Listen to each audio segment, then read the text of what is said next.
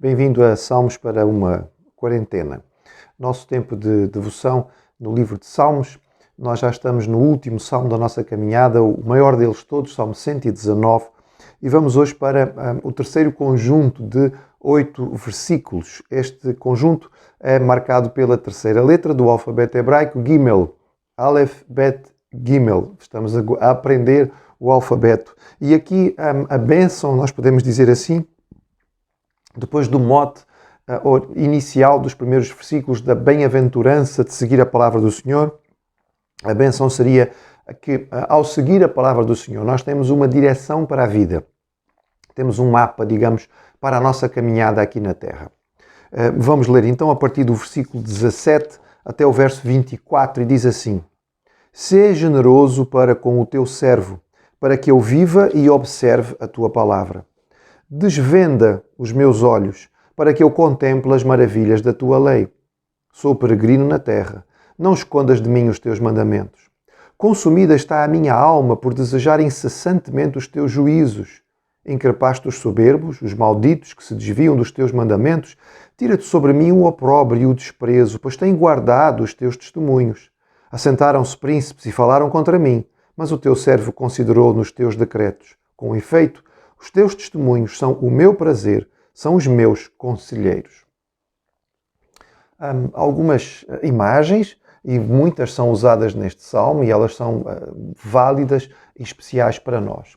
O salmo começa com a noção da graça, a graça de Deus, a noção de que a graça é essencial para a vida. Então o salmista está a pedir a graça de Deus para poder viver. O conceito de que nós não poderíamos existir, nós não poderíamos viver, não teríamos como continuar aqui se não fosse a misericórdia do Senhor a cada dia, se não fosse a sua graça estendida, que nos permite ter a vida. E esta graça comum é estendida a todos os seres humanos, a todos aqueles que pertencem à humanidade, sejam ou não seguidores do Senhor. Mas de uma forma especial, o salmista pede esta bênção da graça para a vida, para que ele possa então ter o prazer e a alegria de poder conhecer e seguir aquilo que é a palavra do Senhor. O versículo 18 tem uma oração central desta parte do Salmo e talvez uma das orações mais importantes da vida. Abre os meus olhos. Aqui estamos a pensar em abrir os olhos do ponto de vista espiritual, não é? A compreensão do mundo espiritual. Imagens que nós podemos nos lembrar de figuras que aparecem no texto bíblico. Por exemplo, um texto clássico da cura do cego Bartimeu. Bartimeu estava a pedir esmolas à porta da cidade de Jericó. E quando Jesus passou e percebendo que era Jesus, provavelmente tendo ouvido o testemunho a respeito de Cristo, ele clama para que Jesus o cure. Quando Jesus chama para que tragam o cego à sua presença, ele faz-lhe aquela pergunta clássica, não é? O que queres que te faça? Não é? O que é que tu precisas? E o cego ele sabe muito bem o que ele quer, ele tem as prioridades fixadas na sua vida e a sua resposta é: Senhor, que eu veja. Não perde tempo com outras coisas. Senhor, que eu veja. A oração aqui é esta: Senhor, que eu veja, que eu aprenda a ver como tu vês. A certa altura, Eliseu está numa cidadezinha que é cercada pelas tropas sírias e o seu servo, também filho dos profetas, mas sem esta visão espiritual, fica perplexo, apavorado, porque vê aquelas tropas todas à volta da cidade. E quando ele clama desesperado por causa do inimigo, então Eliseu ora e pede: Senhor, permite que ele veja, abre os olhos dele. E quando os olhos espirituais deste jovem são abertos, ele fica deslumbrado, porque ele percebe que é muitíssimo mais o que está do lado dele do que aquilo que está no mundo. Nós temos a tendência humana, natural, nossa natureza assim o faz, que nós nos fixamos naquilo que é físico, nós gastamos o nosso tempo com aquilo que é material, olhamos à nossa volta com os olhos que são estes elementos extraordinários que Deus criou com uma capacidade impressionante. Mas o que o salmista pede aqui é muito mais do que isto. Ele pede visão espiritual, ele pede capacidade de ver com os olhos de Deus, ele pede capacidade de ver a verdade espiritual que está por trás das coisas às quais nós nos agarramos e que não são as mais importantes para a nossa vida.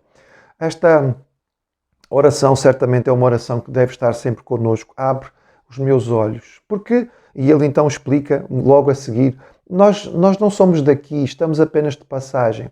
A figura de peregrino vai ser usada por outros personagens bíblicos E, por exemplo, no Novo Testamento, o apóstolo Pedro vai citar esta ideia de forma muito clara. Nós somos cidadãos do céu. Estamos a caminho da pátria. A nossa pátria não é aqui. Estamos aqui de passagem. Nós podemos ter alguma nacionalidade terrena, e precisamos, não é? Para podermos nos identificar diante das autoridades humanas, mas a nossa verdadeira identidade, a partir do momento em que somos salvos, é a celestial. Ao povo de Deus pertencemos, à família do Senhor. E como peregrinos, nós não nos preocupamos em fixar raízes. Um peregrino está de passagem pela terra onde está. Ele pode até olhar e apreciar algumas coisas, mas ele não compra terrenos, não constrói casas, não investe em propriedades, porque ele está apenas de caminho, não é? E a ideia aqui do salmista é muito esta: Senhor, abre os meus olhos para perceber o mundo espiritual e a verdade do valor das coisas que são tuas, porque nós estamos aqui de passagem e eu preciso que tu me orientes, que tu me dês um mapa da vida para eu saber para onde ir, qual é o caminho, não é? Ele mostra a ansiedade, aquele foco na palavra que nós encontramos em vários outros salmos, ansiando por estar com o Senhor, como uma corça no deserto, como encontrar, não é, as fontes de água no meio da dificuldade. Nesta parte, nestes versículos aqui, percebemos, e vamos encontrar em outras partes do Salmo 119, que o salmista vivia alguma dificuldade. Ficamos com a ideia de que ele seria, de algum modo, perseguido por autoridades do povo, não é? Ele descreve estas pessoas como pessoas soberbas, orgulhosas, que não ligam absolutamente à palavra de Deus, que não dão nenhuma importância ao mandamento do Senhor, e normalmente o homem orgulhoso, ele acha que a Bíblia é apenas um livro velho, um livro antigo, um livro que não tem nada para lhe acrescentar, e perde a bênção, e perde a revelação do Criador, e não entende algo extraordinário que poderia encher a sua vida. Estas pessoas, estes orgulhosos, que não ligam à palavra do Senhor, desprezavam, não é?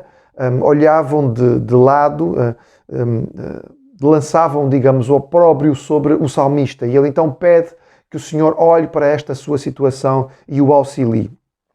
E a ideia final e a última figura, digamos assim, deste pedacinho é do Senhor então como seu conselheiro, como seu orientador. Que ideia tão bonita. Em outra parte já tínhamos percebido que ele chama Deus como mestre, ou seja, como seu professor. Aqui ele fala de Deus como seu conselheiro. E podemos pensar aqui nos oráculos, muito comuns no Oriente. Os oráculos às vezes eram profetas, às vezes eram adivinhos, pessoas, às vezes jovens, às vezes velhos, muitas vezes tinham que entrar em transe para poder transmitir a vontade dos deuses. Às vezes precisavam fazer sacrifícios, abrir as entranhas dos animais para ver a cor, por exemplo, do fígado, olhar para os céus e o voar dos pássaros, e através destas coisas dariam algum tipo de conselho para a vida. O salmista não está à procura de oráculo humano, ele não está à procura de nenhum adivinho terreno, ele está procurando o Senhor como conselheiro. Ele busca na palavra de Deus, a revelação de Deus, aquilo que serve para a sua vida para ele poder guiar. Então, bem-aventurado aquele que conhece, aquele que ama, aquele que tem prazer e aquele que decora e medita na palavra do Senhor. Porque ele vai viver uma vida santa e uma vida abençoada e ele vai receber do Senhor um mapa para a vida, uma direção, o caminho pelo qual ele deve andar. Em todos os tempos e neste tempo de pandemia, de incertezas, de dúvidas, em que tantas vezes ficamos confusos sobre que planos fazer, porque fazemos um plano e passado uma semana já não dá, porque houve novas leis e alterações e não podemos fazer aquilo que queríamos. Então, certamente, nós precisamos do Senhor como aquele que é o que tem o mapa, e Ele tem o futuro na mão. Então, o mapa que Ele nos der é um mapa certo e é um mapa garantido. Bem-aventurado. Abre, Senhor, os nossos olhos para que nós possamos ver, ser o nosso conselheiro no dia a dia.